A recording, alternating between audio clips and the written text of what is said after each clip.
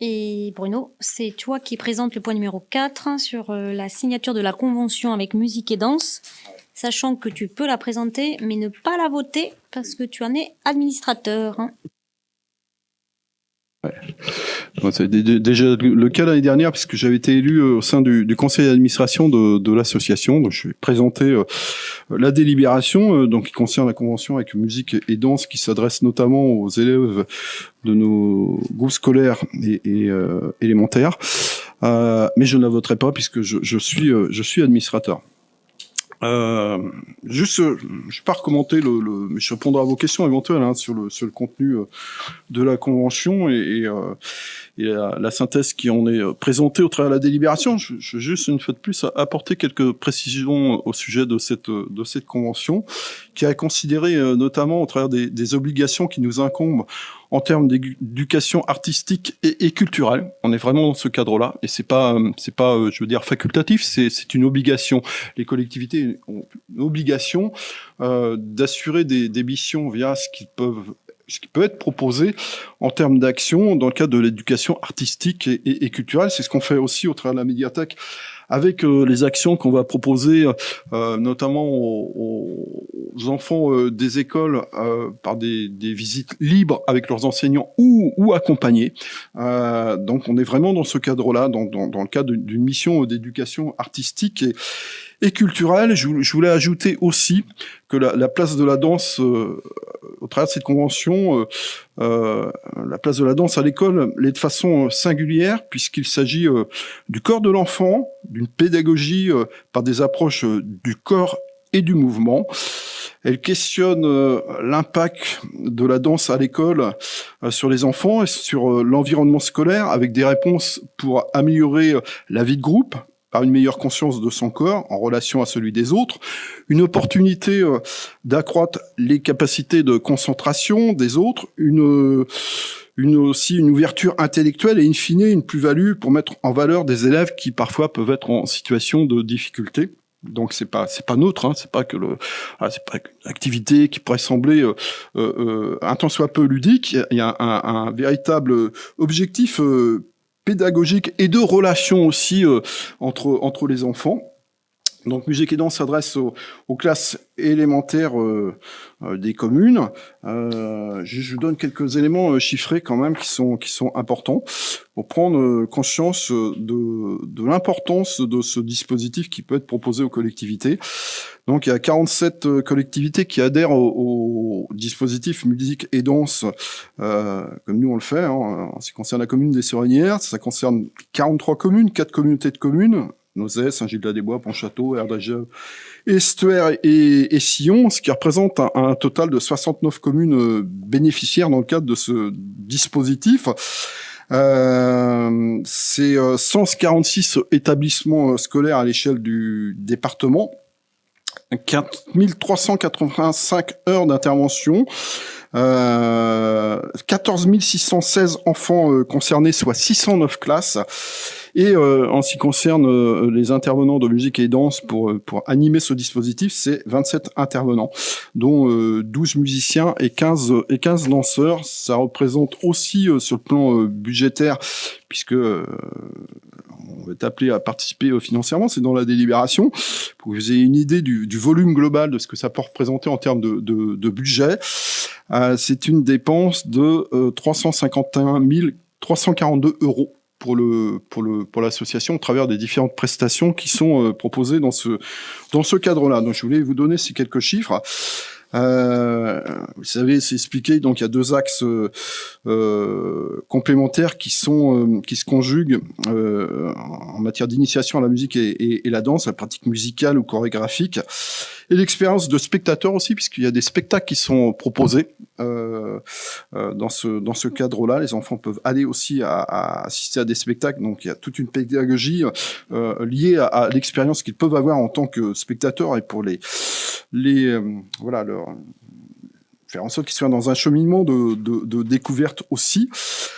J'ajoute aussi que cette convention est pleinement en accord avec les orientations de solidarité portées par notre pas notre équipe, puisque on peut avoir considéré que la pratique musicale ou chorégraphique et l'expérience de spectateur contribuent à la lutte contre les inégalités en matière d'ouverture aux arts et à la culture, puisqu'on sait que les enfants qui sont un tant soit peu éloignés de l'accès à la culture, donc ça passe aussi par l'école, et je pense que cette convention, au travers de ce qui est proposé, apporte une réponse en la matière.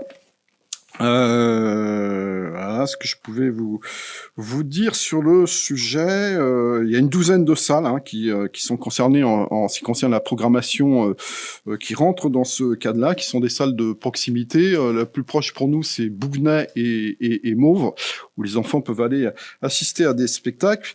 Par ailleurs aussi, c'est important de le souligner, il y a des rencontres préparatoires qui sont organisées à l'intention des enseignants, et ça figure dans la notice, en lien avec les spectacles proposés, ce qui permet aussi de constituer un temps privilégié pour rencontrer les équipes artistiques et préparer au mieux la venue des élèves qui assistent au spectacle. Donc c'est assez précis en termes d'organisation, de pédagogie, de réponse apportée aussi sur un qu'on pourrait à considérer comme étant une orientation sociale aussi, pour permettre l'accès à la culture et à la découverte d'une pratique artistique au plus grand nombre. C'est aussi tout ça, cette convention. Voilà. Donc vous avez le détail de la participation financière de la commune, 1,48 € par habitant, si je ne fais pas d'erreur, et ce que ça représente au prorata du nombre d'habitants. Voilà. Je veux bien essayer de répondre à des questions, si vous avez des questions sur ce sujet.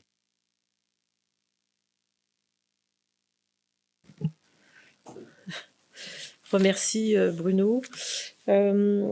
Effectivement, on ne va pas discuter de tout ce que tu viens de dire. Forcément, on ne peut que souscrire à tout cet élan-là concernant cette convention.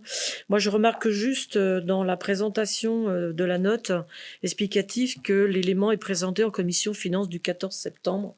Je trouve que c'est un peu réducteur d'écrire. C'est un constat, c'est pas du tout un reproche, mais je trouve que c'est un peu réducteur justement d'écrire qu'effectivement ça a été présenté, bien sûr que ça représente un chiffre, comme tu viens de le souligner, et notamment à 48 € par habitant.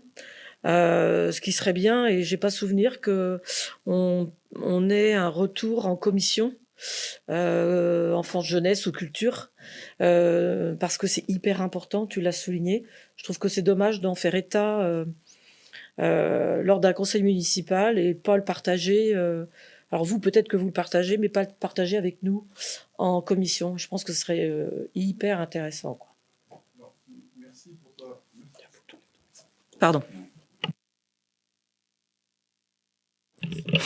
Merci pour ta question. Alors effectivement, on n'a pas réuni la commission culture. On aurait pu le faire aussi pour la délibération précédente qui concernait l'association Ah Oui, mais on a souhaité. Je parle de la convention avec l'association Ah Oui, mais je vais revenir à ta question. Mais c'est un élément de réponse aussi. On a souhaité, puisque vous le savez, on a inauguré la médiathèque le week-end dernier. Ça a rencontré d'ailleurs un franc succès avec près de entre 1600 à 1800 personnes qui sont venues, parce que les personnes qui ont fait plusieurs passages. Donc on a comptabilisé 1800, mais on pense qu'on est plus proche de 1600. Et dans les documents à disposition du public, on avait d'ores et déjà intégré l'opportunité d'accéder à la banque de livres proposée par l'association, parce qu'on voulait être opérationnel dès le départ. Moi, j'en ai pris la responsabilité, donc on peut m'en faire grief effectivement, sans attendre, puisqu'on a été pris un peu de court par le temps, la réunion d'une commission culture. Donc je pense cet exemple-là, parce que c'est un élément de réponse.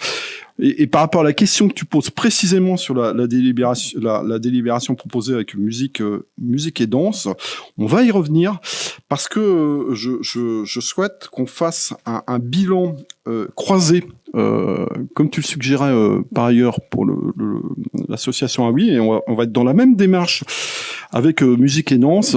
Donc un bilan, l'association pourra nous fournir. Et aussi une rencontre que nous on va avoir avec tous les directeurs d'école et les enseignants pour avoir leur ressenti. Et on va avoir à discuter de ce bilan. J'espère qu'on pourra avoir les éléments. Alors, non pas pour la commission culture, la prochaine qui est prévue le 11 octobre, parce que c'est un peu court, hein. La rentrée vient de se passer, et puis les choses sont pas effectives en ce qui concerne les prestations proposées par l'association. Mais je pense qu'en cours d'année 2023, on est dans ce principe-là de présenter aux membres de la commission un bilan très très précis. Et moi, ce qui m'intéresse notamment, c'est le ressenti des enseignants ici sur nos groupes scolaires par rapport à ce qui est proposé. Donc, on sera appelé à le faire. Hein. Il y a aucun souci là-dessus.